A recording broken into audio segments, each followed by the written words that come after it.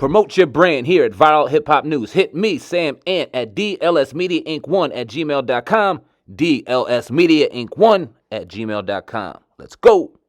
Welcome to another episode of the Hip Hop Uncensored Podcast. I'm your brother, O God, from Hip Hop News Uncensored, and sitting across from me is my co-host. What up, y'all? It's your man, Sam Ant from Viral Hip Hop News. You're in the building with the best on another edition of the Hip Hop Uncensored Podcast. Yes. We got a special guest in the building this afternoon. Yeah. We got none other than three-time Super Bowl champion, running back, Legarrette Blount on the podcast. How you doing today, family?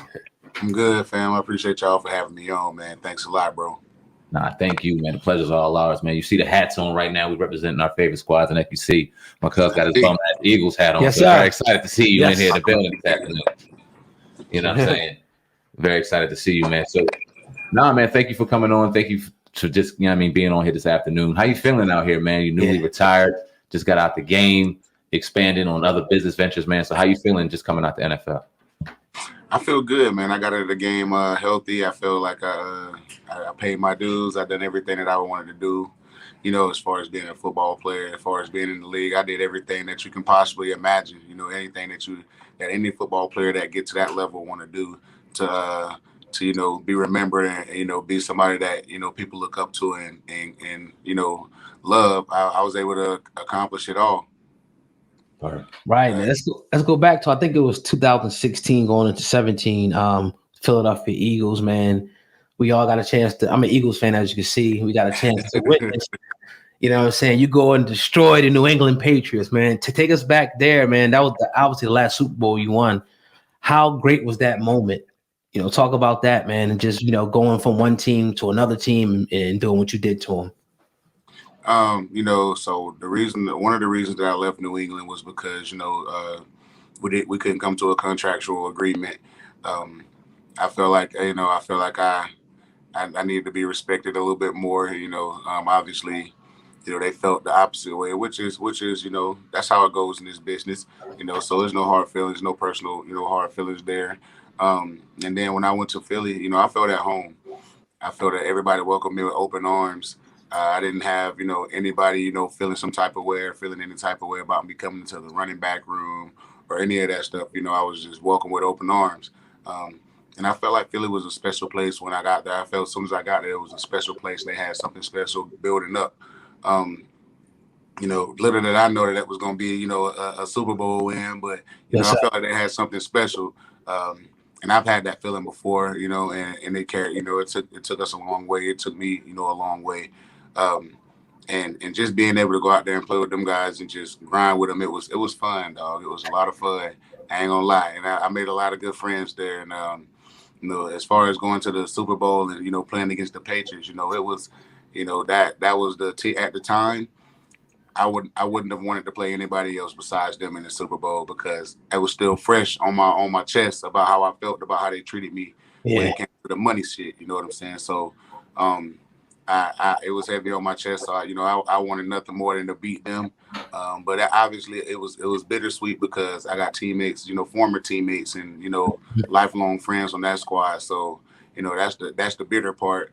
And obviously the sweet part was I had a touchdown and 90 yards rushing. That was my funniest Super Bowl. So, so talk about the first. What happened? You think happened with Carson Wentz and the current Eagles? How you think the new team is going?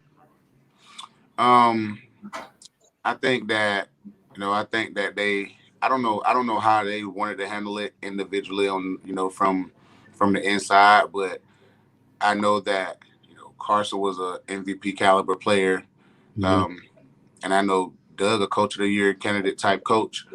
So I don't know what happened in, but right there, but if it was me making a decision, no knock against Carson, but I'm definitely not getting rid of Doug, and that's that. Like I said, there's no hard feelings towards Carson or anything like that. But I like Carson, but sometimes when you get that successful that fast, as him, first or second year in the league, sometimes that can give you a little bit of an ego trip, sometimes, and I think that's kind of one of the things that kind of fractured that relationship And like I said, these are just like speculations. It's just me going off the top of my head. I don't really know what happened there, but if it was my call, I'm keeping Doug for sure. He's the only coach to ever win a Super Bowl there, so I'm keeping Doug for sure. And that trade with Carson just probably something that should have, had to happen at that point in time. If the relationship was that fractured, that was just something that had to happen. They had to part ways. Carson might have needed a fresh start or whatever the case may be. But obviously they got rid of both of them. So they got rid of both of them, and I don't know why. I think Doug should get another opportunity to get a head coaching job in this league because he was a successful one. He did something that Andy Reid never done in Philly. He did something that a lot of other coaches never done in Philly.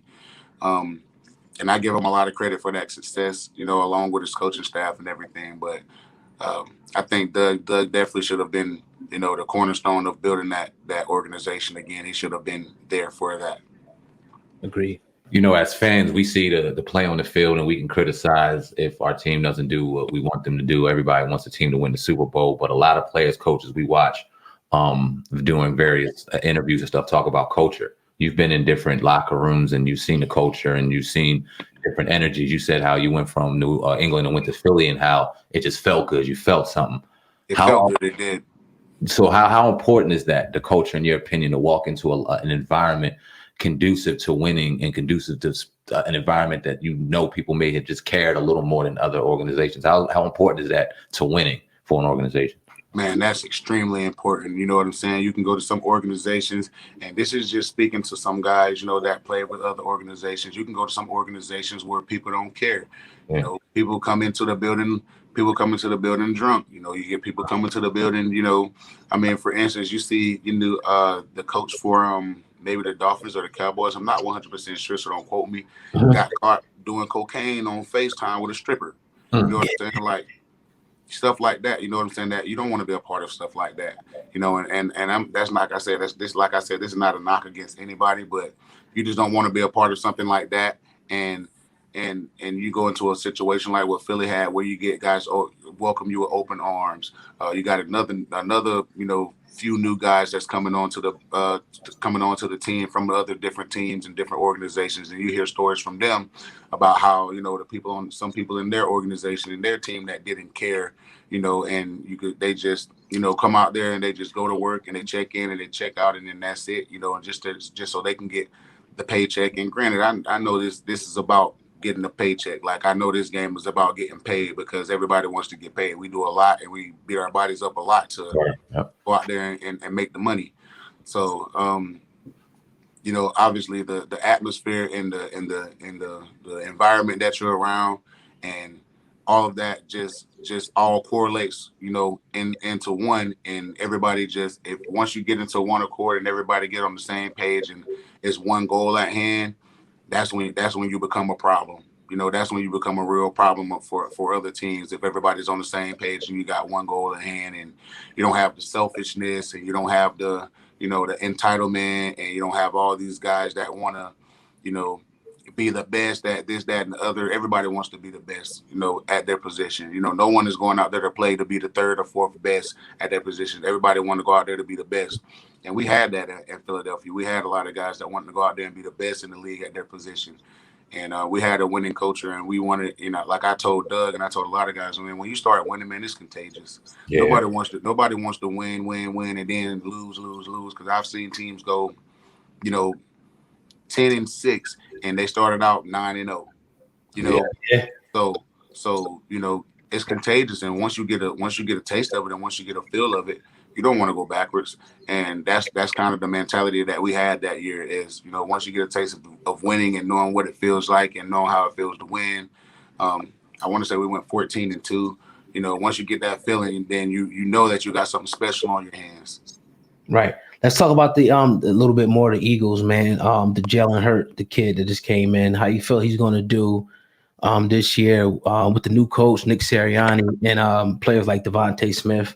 And this is really a whole revamped team. How you think the Eagles going to do this year? I think they're going to be really good. I'm saying they're going to win at least. I'm going with 9 or 10 games. Devontae is young. Jalen is young. He hasn't had a full season under his belt yet.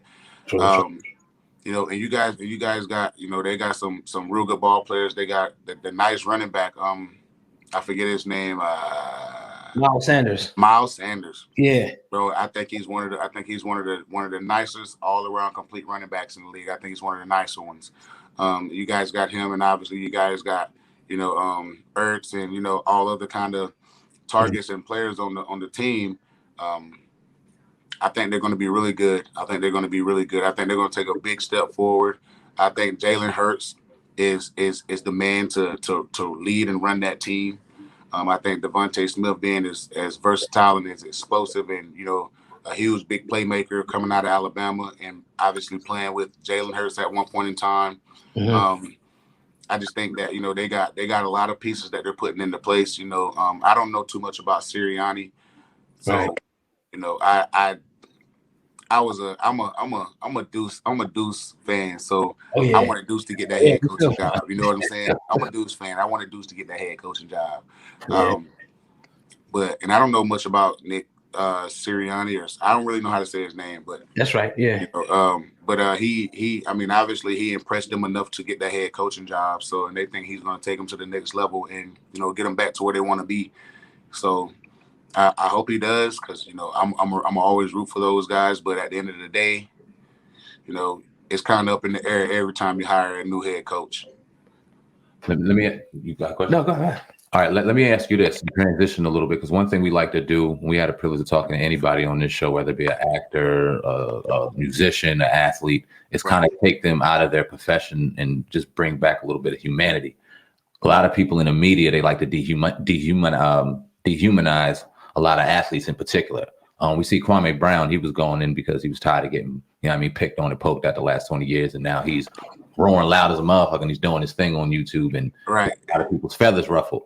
Glad to have you on, because you were one of those brothers that were demonized as well for making mistakes as a child on national TV and things like that. And how often is the media, or how do you think unfair the media is, the mainstream media, in portraying these young brothers in particular as things that they aren't so early on in their career, and essentially maybe even putting a stranglehold on their growth throughout their career? For instance, me personally, I think that whenever you get into a situation as a kid, it should never be taken as harshly as it was taken for me.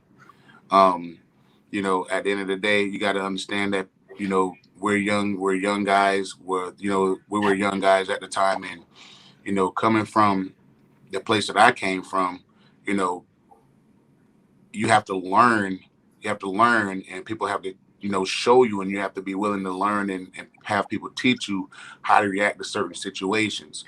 Well,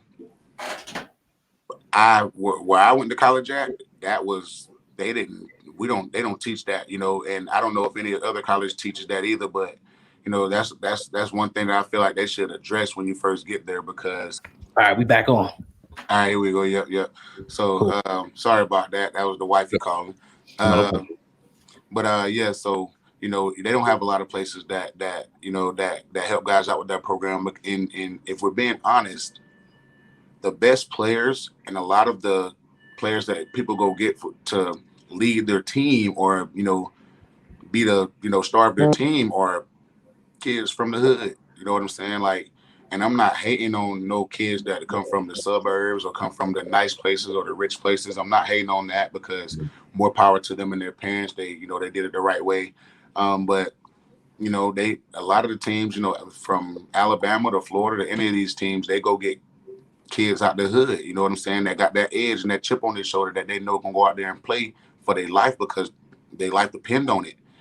You know what I'm saying? So, I don't think that you should, dish out the harshest penalty, because, if anything negative happens, with any black football player, the narrative is taken so far and beyond what it needs to be.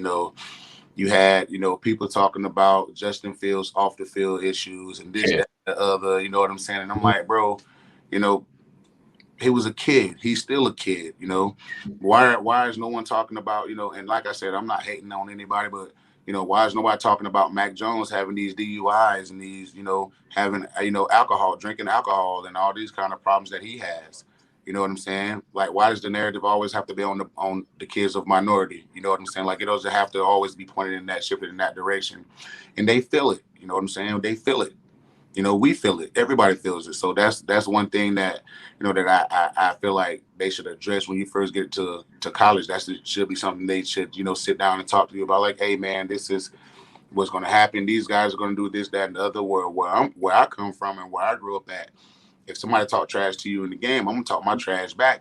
And after the game, if you know, if it need to get settled, then shit, it need to get settled. You know, I done been in positions to where, you know, after football games, these guys, we don't beat their ass on the field and they want to fight us after the game before they get on the bus and stuff. Well, you know, they don't, you know, a lot of teams don't, a lot of colleges and stuff don't care to teach guys, you know, walk away from that, you know, and you know, sometimes that instinct takes over whenever you're in certain situations that you've been raised to handle in certain ways growing up. You know what I'm saying? Like, for instance, if you know, if you're on the field and, you know, after the game or whatever, and a white person call you a racist term or whatever it is, I was taught growing up that you never allow that, or you never accept that, or you never let that slide, you know? And you know, that's kind of how I got into the situation that I had got into in college. So I just started reaching out to a lot of guys, you know, a lot of young guys. Whenever they want to talk to me, I just try to let them know, like, man, look, we're gonna always be behind the ball. We're never gonna be a step ahead, or we're never gonna be on an even playing field, because that's just the world that we live in. You know what I'm saying? And you know, you just got to take it with a grain of salt. And we're gonna always have to be the bigger person, because if we act out, then it'll be, you know, it might hurt you financially for the rest of your life. Yeah, I was gonna say you were one of the top running backs in college that year, and you went undrafted because of that thing. Now, how did NFL? And the crazy thing about that is, you know, not to hate or knock on anybody, but you know, these guys that were drafting and these guys that were in these war rooms and looking at all this stuff, that and the other, they knew I was the best running back in that draft class. You know, they knew I was the best running back in that draft class. And that, like I said, that's no knock against DeMarco Murray or Ryan Matthews or Javid Best or CJ Spiller and any of those guys. You know, that's no knock against them, but they knew I was the best running back in that draft class. But, you know, they got me for cheap. You know, they got me for really cheap. And like I said, I've seen incidents of guys, you know, do way worse and have, you know, way worse problems than just me having a punch on national television that got drafted in the first round. Yeah, that's a fact. You know? Yeah. So it just comes to show you that, you know, whoever they want, you know, whatever they want to do in those situations, they got the power to do. Definitely. Let's talk about the black quarterback. And would you say that the black quarterback is given unfair treatment? Because we were just talking about Jalen Hurts. They're talking about just giving this dude 1 year to prove himself before moving on. But Carson had 5 pretty much years, even though he was a, you know, quote unquote franchise player. But we can go all the way back to like Michael Vick, McNabb. What would you say about, you know, being in the NFL? Is the treatment for a black quarterback equal to you or unjust? It's definitely not equal. It's definitely unjust. And that's just, you know, one prime example is Colin Kaepernick, bro. You can't tell me there's 32 quarterbacks in the NFL better than Kaepernick. You can't show me that. You can't tell me that. You can't prove that to me or anything. There's nothing in the NFL that can prove to me that there's 32 quarterbacks that are playing in this league right now better than Kaepernick. Even though Kaepernick hasn't played, I don't know, 5 years, however long it's been since he's played. To this day, you can't tell me that there's 32 quarterbacks better than him. You can't tell me from the time that he played to now that there's been 32 quarterbacks at the same time in 1 year in the league that has been better than him, that he doesn't deserve the opportunity. But you got guys like, you know, Tim Tebow, you know, I love Tebow. I've played with him before, but you got guys like Tebow that played quarterback their entire life, and they're giving you the opportunity to switch to a even more physical position than quarterback, and that's tight end. And I'm like, bro, you couldn't ask for a bigger difference, you know. Like, obviously, all right, if you go to quarterback, you're going to go to wide receiver, like Ryan Tannehill. receiver to quarterback. Julian Edelman, quarterback to receiver. But you don't hear of quarterbacks going to tight end and like stuff like that and getting the opportunity to play while you have this, Pro Bowl, all-star, superstar type player sitting at home. And you can't tell me Gardner Minshew is better. You can't tell me, Ryan Fitzpatrick is better. And these are guys that were starting in the NFL last year. Mm-hmm. Yeah. These are guys that were starting for NFL teams last year. Mm-hmm. And you're telling me that they're better than Kaepernick? He got blackballed, for the simple fact that he's standing up for social injustice. Black people got to be treated better. And it's so blatantly clear that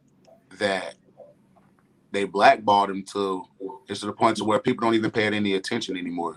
That's how clear and that's how noticeable it is, to the fact where you're like, okay, well, that is what it is at this point. Like, they ain't gonna give him no shot. So get over with, move on, And I just don't think that that's fair. You know what I'm saying? Because how, I just don't understand how Tebow getting the opportunity and Kaepernick isn't.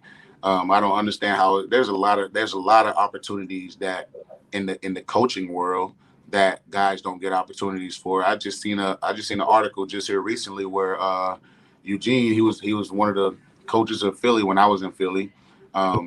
They told him in an interview that he doesn't fit the narrative. He doesn't fit the minority. Something like he doesn't fit the minority, whatever, to become a head coach. Wow. Or become a coach. And I'm like, what? Just because he's Asian. Yeah. You know what I'm saying? And there's a Rooney Rule that says that you have to interview, a black person for the head coaching job. If it's open, you have to interview a black person for the head coaching job. If it's a lot of these owners, they will interview a black person, they'll interview them, but in the back of their mind, they already know they're not gonna hire them. Right. Facts. How is it? I don't understand how is it that you got Mike Tomlin, who's the other black head coaches? This one in Florida. What's my count? Mike Flores. Brian Flores. Brian Flores. The Jets cat. What's the guy with the Jets? Nah, the guy for the Jets is like Italian or something. It's a white dude. Matt Sala. Yeah, Sala. I think they treat him as black because he represents a Muslim religion, I believe, or something like that. Okay, him. That's it. I mean, it's probably a couple more, but I can't think of them off the top of my head. I think the new Texans coach is black, but I'm not sure that brother's name. The Texans coach. Yeah. Okay. Yeah. So, I mean, that's what 4 or 5 out of 32. You're telling me that it's 27 other head coaching jobs, and we're not even sure if it's really 5 of us. We're just kind of putting that out there. Yeah. You're telling me that it's 27 other head coaching jobs, and y'all can't. I know some black guys. I know some black coaches that are qualified to be head coaches that haven't gotten a shot. Deuce. Yeah, that's a fact. I think he is the stepping stone for. I think he is one of the prime examples for a black guy that has every credential and every possibility and everything lined up for him to become a head coach, and he hasn't had the opportunity. Why though? Because you see Deuce, and I'm not even an Eagles fan, but I'm from the area, and I've seen Deuce's career and got so much respect for that brother, and seeing what he's done in Philadelphia, mentoring them young running backs, and he speaks our language and he flows like us, but he's so intelligent in the game. Perfect for somebody to mentor a 98% black team anyway. Why not? Right. That's another thing, man. You can get all the black players. Yeah. You'll bring all the black players, but you won't bring nobody black to lead them. Yeah. And it's a respect thing, because I know so many kids. I know so many guys in the NFL vouch for Deuce, and I know so many guys in the NFL vouch for other black head coaches. And I think that'll help a lot of teams. Having a black head coach will help a lot of teams in the long run, because you'll get a lot of respect from all of the players. You'll get a lot of respect from the players from that. You get the best out of all your guys, because the simple fact that they know that there is no scale that determines who's better and who's better at this and that, you know, when it comes to color. You know, so that's why I think that, you know, it should definitely be more black people, you know, more black men as head coaches. And even so, I mean, I'm not sexist and I'm not racist, so I don't want anybody to take this wrong, but we're giving, even women are getting the opportunities to become coaches. Yeah. You know, and getting into the get to the level that they want to get at. They're starting at certain levels, and now some of them are even coaching positions. You know what I'm saying? Linebacker coach or this, that, and the other. And more power to them. I love that the game is going in that direction and helping these, you know, letting people know that women are smart enough to coach this game too. But you know, at the end of the day, you know, they're not the minorities. You know. Yeah. You know, they're not the minorities. They're women, but they ain't black. Yeah. So yeah, that's a fact. Let's talk. Let's go back to the New England days a little bit. Let's talk about Coach Belichick, Bill Belichick, and Tom Brady. Dog now. You had a chance to be around them, man. Talk about those two, you know, individual genius being around Belichick and Tom Brady. Them my homies now. I fuck with Bill and I fuck with Tom. Now them my guys. My guys, bro. I love Bill to death, man. He one of the most honest and open people that you're gonna ever meet. He not gonna sugarcoat nothing. He not gonna beat around the bush. He gonna shoot it to you straight. You know, hey, we expecting to give you 25 carries this week. We need you to turn up. Or hey, we ain't gonna be running the ball a lot this week. You know, he's one of those guys. Like he ain't gonna let you go into the game, you know, guessing like, am I gonna get this? Am I gonna get that? You know, like he one of them people. So, and Tom is another one of those guys that, you know, he's one person that you can trust, that he's gonna always do the right thing. He's gonna always know. He's one of those people that you can lean back on if you're in the huddle and you might have a brain fart and forget something. He's gonna be one of the people like, look, I got asked whereas, and I've been in situations where I was uncomfortable asking the quarterback, hey, what I got right here. He's one of the people that I've never had that feeling with, you know, and I talk to him to this day. I talk to him, you know, probably once or twice a week, you know. So that's my dude, bro. I mess with Tom, bro. He the best quarterback that ever played the game, and you know, obviously I feel like Bill is the best coach to ever coach the game, hands down. It's dope to see that, even like, because we played ball as kids and very minimal, nothing even close to the level that you guys played it at, but to still know that team camaraderie and that brotherhood amongst teammates always kind of stays alive. That's the beauty of the game, what we love about it. The nonsense with it, man. Talk about, so life after the NFL, right? We know you got a CBD line out now. I want to hear about that.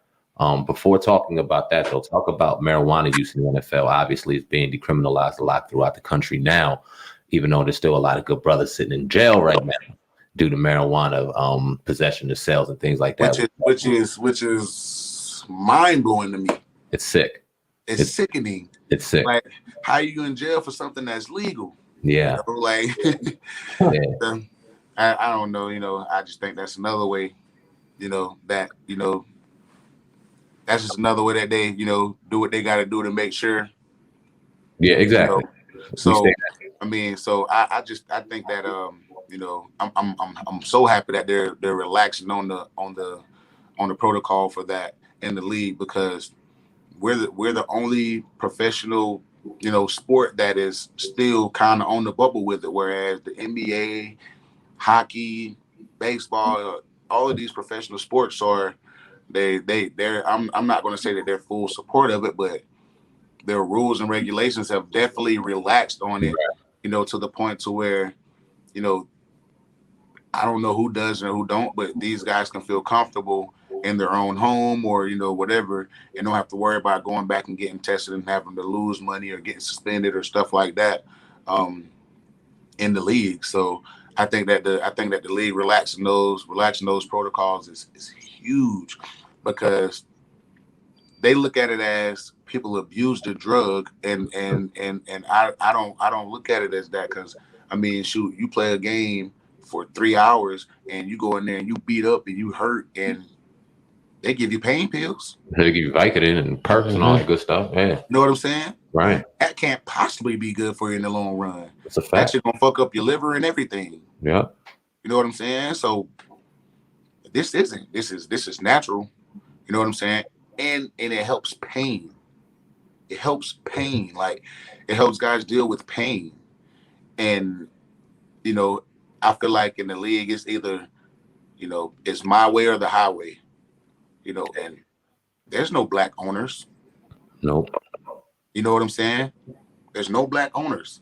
So that's another reason why, you know, they probably want to stay away from it. I just think that they should. I'm just so happy that they relaxed on that protocol and on that, because you know guys deal with a lot of pain. Guys deal with anxiety. Yeah. Guys deal with depression. Guys deal with all of that stuff, and for some of them, this is their coping mechanism. Right. This helps, and I don't think it should be frowned upon. I just think that they just need to be more open to informing themselves about the medical, you know, the medicinal uses of that, and how it can help you. I'm not saying that guys need to go to a game and, you know, shit, go get high and then go try to play a game. Like obviously that's gonna be a huge disadvantage for you. Right. You know what I'm saying? So I think that I knew it was coming, because it was getting pushed so hard from all directions, even from the other, you know, sporting whatever teams or sports in the world. I knew that it was going to get pushed, but it was just only a matter of time to where they couldn't push back for so much longer. So they had to kind of give in and relax the rules a little bit. Yeah, now talk about your new CBD line as well. 100% THC free, natural and organic. Talk about how you got into that business. So that's kind of what got me into it, is the fact that, you know, a lot of guys do take these pain pills and take all of these, you know, opioids and, you know, whatever it is to play games, because you go into a game with a AC joint strain or tear, and you know, you guys probably, I don't know if you guys know what that is, but if you have an AC joint strain, then you know it hurts to do this and it hurts to go across. Oh wow. Yeah. Like it hurts to go all the way across here. Like I done had it a bunch of times. So if you have an AC joint, you can't do this. Wow. Well, before I informed myself of like the CBD, I took those pills, and then, you know, next thing I know, I went from like carrying my arm like this to, you know, Dougie, all that, you know, and dab and all of that. And then after the game, I can't even pick my shit up. I'm just walking around looking at it like, wow, because that's how strong these pain meds are. So you can see how guys get addicted to them. Mm-hmm. You know what I'm saying? And some guys take them for 16 weeks. They take it every week. And then, you know, they probably take it in the course of the off season or whatever. Well, what I did, I just started studying the CBD. I started studying and looking to how it affects the body and how it treats the body. And I just started, you know, kind of went into a rabbit hole about it and how I like it. And I started using it more and more and more. And I used a couple different brands, and I mean they were okay, but I just felt like I could make a better version of it. And so I just went into the lab, and I got a hold of all the people, and I started working on it. And you know, I got it to where it's 100% THC free. It's all organic. It's all natural. It's pain release. It's medically approved.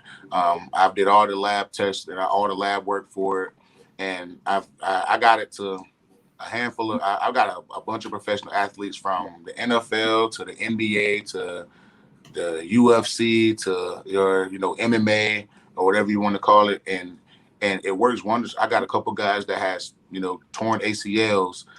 They tore their ACLs before, and they rub it on and they use it religiously. Now they use it every day to work out.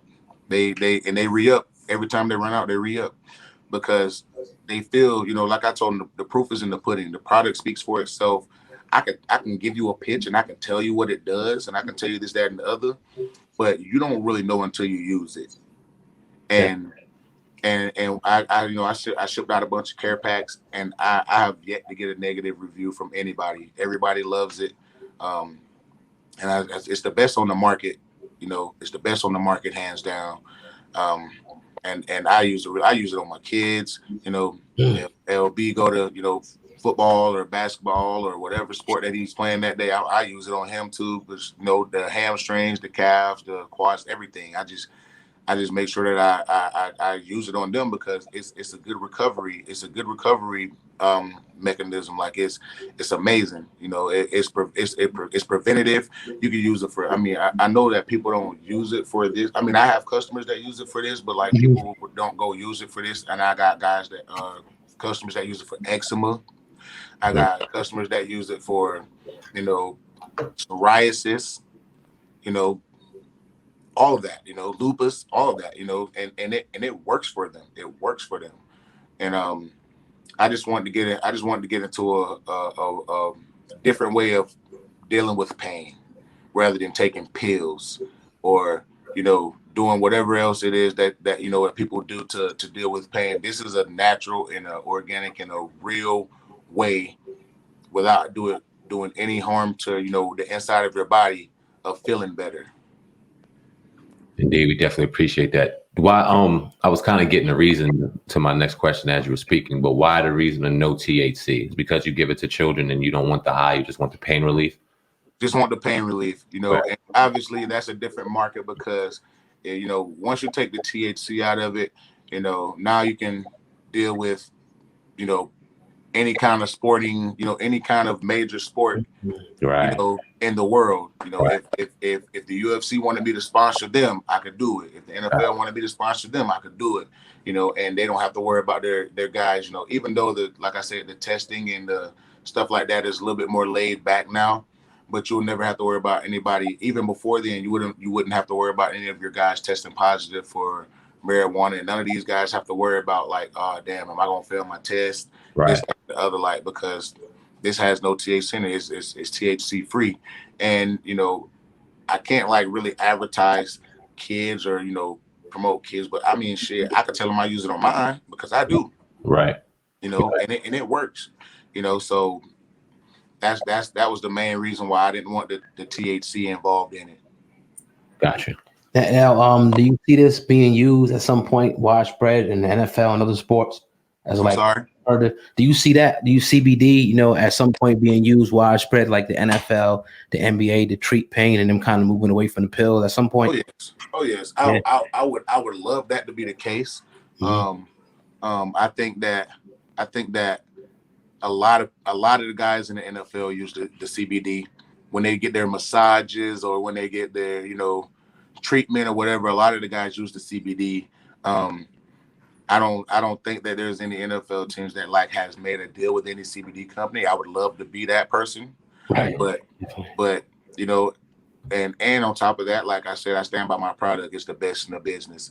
So I would love to be that person, but until then, I'll just reach out to all the guys that want to use it and want to test it out, and that obviously want to feel better and feel good about using the product, knowing that it's THC free and stuff like that. And another thing is, that Bengay and all that other stuff, man, that smell bad. It smells horrible. You know what I'm saying? And my product don't smell bad. It smells like an old ass man.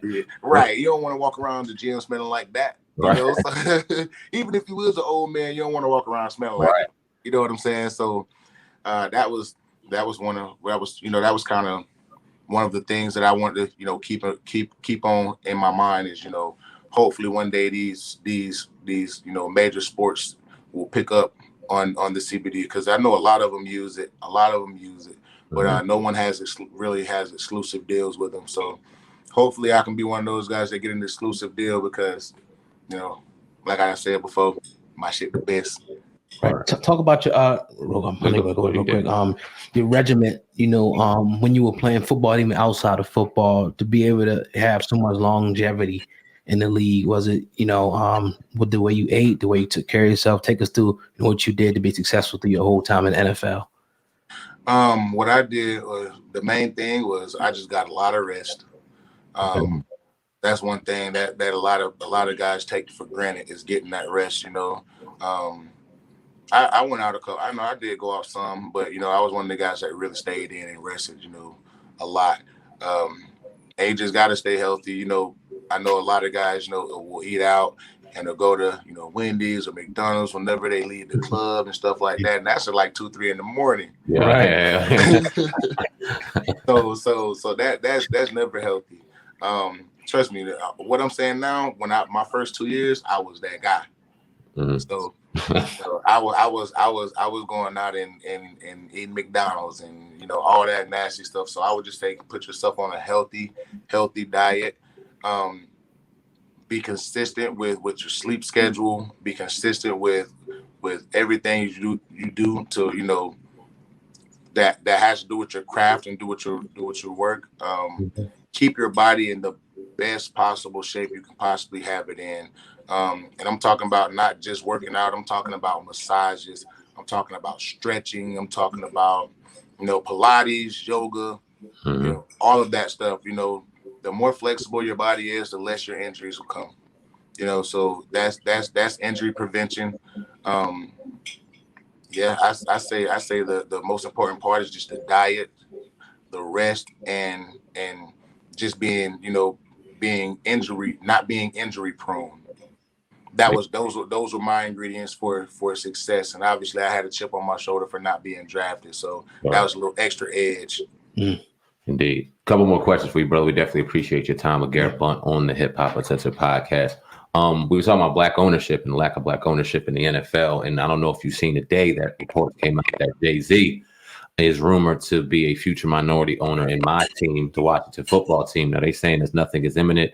Obviously, things take months to break down, but according to Burgundy blog, they have a good authority that Hove is actively investing assets to position himself with the purchase of stake in Washington football team.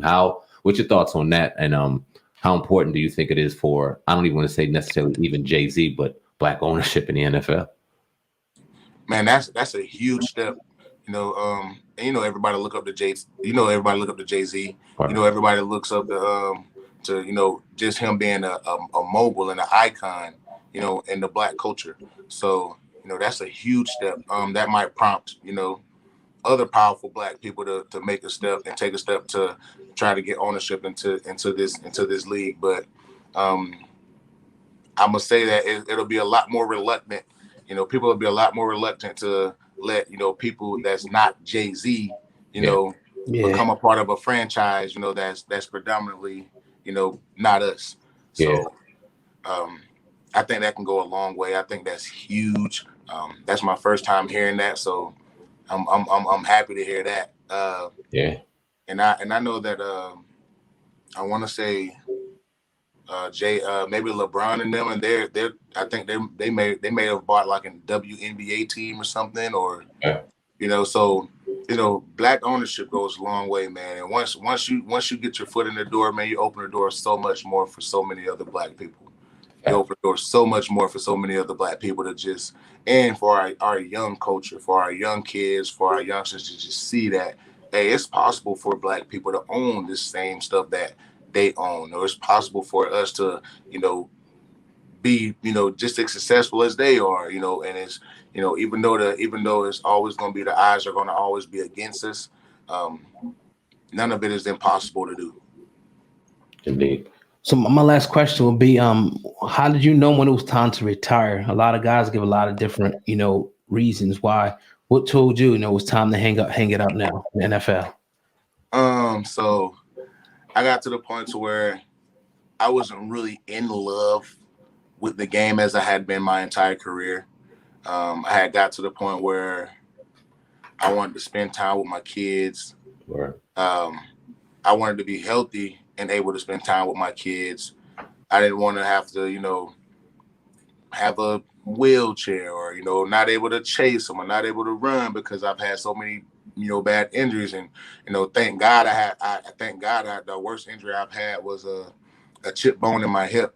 And, that next year I came back and rushed for 1,100 yards and 18 touchdowns. So that shit sound like it hurt too, though. God damn. So it went too bad. Wow. But I would say, I would say that, just having the chance to just having a chance to just spend time with my family and, you know, being able to travel back and forth to Florida to see my parents whenever I want to, you know, just things like that. You know, I just felt like that was the most important thing to me at the time. That's always been number two to me, you know, up under God. But, you know, I just feel like, you know, it was time for me to just step away and, you know, spend time with the family and just enjoy being a dad for once, you know, fully. Sure. I got 2 more questions for you, brother. Definitely appreciate your time. One, NFL real quick. 17-game season. You love it or you hate it? Hate it. Hate it. Because they're not giving you no extra paycheck. They just stretching whatever you're supposed to make. They just stretching that out for another week. You know what I'm saying? It's like if I make 17 million or if I make $16 million, well, that extra 17th game. Mm-hmm. It ain't like you're gonna give me 17 million. You just gonna split my 16 million up until that gets stretched to 17 weeks. We'll stretch it out. You know what I'm saying? So if they were giving, you know, obviously like some kind of bonus or, you know, there's some money involved in that 17th week, then that's different. Mm-hmm. But you're not doing nothing but adding hits and, you know, all kind of shit to your players. You know, that's not protecting them. You know, they already play what? How many preseason games is it now? It was 4 when I played. What is it, 2 or 3 now? 3 now, yeah. 3 preseason games, 17 regular season games, 3. That's 20 games already before you get the postseason. For the guys that do go to the postseason, that's 20 games. That's a lot. Yeah, that is a lot. That's a lot. Then think about going to the wild card, then the divisional, right, then the AFC Championship, then the Super Bowl. That's 4 more games. That's 24 games. Yeah. So you know what I'm saying? Yeah. 24 games. That's really where you really going and getting that shit. Like, it ain't, people love to say, oh man, you in the NFL, you making all this money, da da da da. Mm-hmm. You're really going to get that shit. Like, it ain't easy. It ain't no walk in the park. Like, it's a grind, dog. Like, you ain't going out there and just, you know what I'm saying? All right, cool. I'm gonna just do this right here, and do this right here, and do this right here. You're gonna get your ass cut. You know, so you got to go out there and grind but unless you Tom Brady or shit, Legarrette Blount or fucking anybody that's like established that you know, if I go out there and make a mistake, I know I ain't gonna be going nowhere. You know, I know I ain't finna get cut. I know I ain't gonna get fired.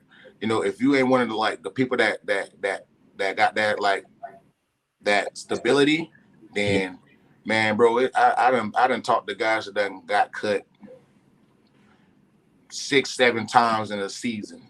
You know what I'm saying? Yeah, and I was with this team last week, but then I got cut. Then 2 weeks later, this team called me. Then they cut me the next week. Then this team, like, you know what I'm saying? Like, that shit a grind, bro. So I just feel like, you know, it's hard, dog. And I think a lot of people think that it's a walk in the park, and it's not. Right. You know what I'm saying? So I just want everybody. I just hope that everybody just, you know, really know that and pay attention that this shit ain't easy. You know, to be there and to be on top, or, you know, to be even in this position to play in the NFL. Right, definitely. I wanted to ask you too, you know, speaking on that, the transition from college football is like maybe 10 games, then jumping over to the NFL, 16 games. How did you make the first year? You know, how did you make that transition? Was it very tough too, to go from playing like 10 to 16? No, it wasn't really that tough for me to go from 10 to 16 because I think at Oregon we always played about 13. You know what I'm saying? Like we always got that extra bowl game. You know what I'm saying? We played probably like 10 or 11 or 12 games in the season, and we always got that extra bowl game and stuff. And so when I made a transition, it wasn't that hard for me. And another thing for me was that the first 2 or 3 games of my rookie year, I didn't play because Cadillac Williams was the running back in front of me. Oh yeah. I think Cadillac might have got drafted like 2nd or 3rd overall, maybe 5th, maybe like 5th overall. Something like, he was top 5 pick, and he was running back in front of me, man. And a funny story, because Raheem Morris was the head coach of Funny Stories. I'm like, man, I talked to Raheem. I talked to him back and forth a lot, and I'm like, man, why claim me off for waivers and not play me? You know what I'm saying? Like shit, it ain't tough for me to get the rock and run. And this a young LG now. It ain't tough for me to get the rock and run. Like shit, I don't gotta know the pass plays. I ain't gotta know the thing. Like niggas know when I get in the game, I'm finna tote the pill. Like they know I ain't finna be in up blocking and catching passes. Like it ain't no secret. You know what I'm saying? And they were just like, hey man, you gotta learn the playbook. You gotta learn the playbook. You gotta learn the playbook. And then finally I got I got dressed out and stuff. And then I was in his ear and walking up and down the sideline. We playing against the Steelers. This Troy Polamalu, that's them. I think they won the Super Bowl that year. James Harrison Bulls. Yeah, that's them. Yeah. That's them. And we played against them and we got out there and I want to say I think we were probably losing by like 20 or something like that. It was like I'm like, man, come on, man, like we finna I'm like, man, we getting our ass beat. Like put me in the game, dog. Cadillac and running good. I'm talking that shit. And he put me in the game, and I broke a couple runs, and I scored me a touchdown. And ever since then, he kind of didn't look back. He was like, "Oh, my fault. Like you did your thing." And then just kind of slowly, I gradually picked up, carries, and then eventually started. I rushed for 1,000 yards my rookie year. So it wasn't like I said, it wasn't that tough for me because I didn't play the first 2 or 3 games. So it was basically like a college season for me because I played the last 13. All right. It's gonna be my last question, I promise, because we could be so many. Have you in here for hours. Yeah. But black media. I'm not black media. I'm sorry. Sports media. Is it good or bad for young black athletes, or is it fair or foul to young black athletes? In your opinion? To get into that or to no. Okay. So your ESPNs, your NFL networks, your Fox networks, the people on there and the personalities on there, obviously they get paid a lot of money and talk a lot of shit on sports media. We all love it. We all dive into it. But as men looking at it now, how fair are they to black athletes coming into these organizations, getting millions of dollars and, like you said, really not even just having this for the first time? Are they fair or foul to black athletes? Nah, I don't think it's fair. I think it's foul because you got some guys on there, and I'm not gonna say names, but you got some guys in there some guys in sports media that are black too, that hate on the black kids too, man. Yeah. It's sad to see. So it's foul, man, because like I said, you don't get a fair shot. And every mistake that you made is gonna be blown up into massive stories, this, that, and the other. Like, it just it's not fair. Like I said, man, I've told somebody, I've told people, this before. Like, you got coaches that get a lot more leniency than these to make mistakes than these young black athletes. You know what I'm saying? If these young kids make a mistake, man, I've seen guys get cut, first round draft picks get cut because of mistakes, and you got coaches that are fucking snorting lines of cocaine and shit on FaceTime with strippers and shit, and all they do is get a little suspension and they keep their job. You know what I'm saying? Like that's mind blowing to me. That's mind blowing to me. Like, you caught red handed doing this stuff, and you get a pass, but I get caught, not saying this is right, but I get caught drunk driving to the crib and I'm a block away, and now I'm this villain. Even like a Larry McTunsell. Remember when he got caught with the bomb? Yeah, he got caught with the bomb, right? Bro, he was supposed to be. I mean, he got drafted in the first round, but he was supposed to get drafted way higher. Best tackle in the league right now. He's the best tackle in the league. Yeah. But you know what I'm saying? Like, it's the people that, and granted, all of them aren't the same. So some of them will take a chance on you. Some of them still have faith in you. So all of them aren't the same. But at the same time, man, it's so unfair because, like I said earlier, you got Mac Jones with multiple DUIs and this, that, and the other, and the Patriots still drafted him top 15? Yeah. 15, I think. Yeah. You know what I'm saying? And you got Justin Fields, and all they put up on his little profile before he get drafted is character concerns, this, that, and the other. And I'm like, man, come on, man. You got to understand, bro. These are 19, 20, 21-year-old kids. Right. A lot of them leaving home for the first time. They've never experienced college or anything like it. Right. And, you know, you might get carried away a little bit. Yeah, it's normal. It is what it is. So, you know, I don't think it's fair. You know, I think it's obvious how unfair it is. You know, they don't try to sugarcoat it or hide it. They put it out there for everybody to see. So it's definitely more foul than fair. Appreciate that. Yeah, definitely, man. Legarrette Blount, 3-time Super Bowl champion on the Hip Hop Uncensored podcast. We definitely appreciate it, man. It's been an honor the whole time. I appreciate you guys, man. I appreciate y'all having me, man. Anytime, man. Y'all let me know if y'all need me, bro. Thank you very much. Hey, if you don't mind spending 20 seconds after we get off air, just to say, I want to ask you a question real quick. Off camera real quick. Yeah, for sure. I appreciate you. Legarrette Blount on the Hip Hop Uncensored podcast. Salute. Yes, sir. Appreciate y'all, man.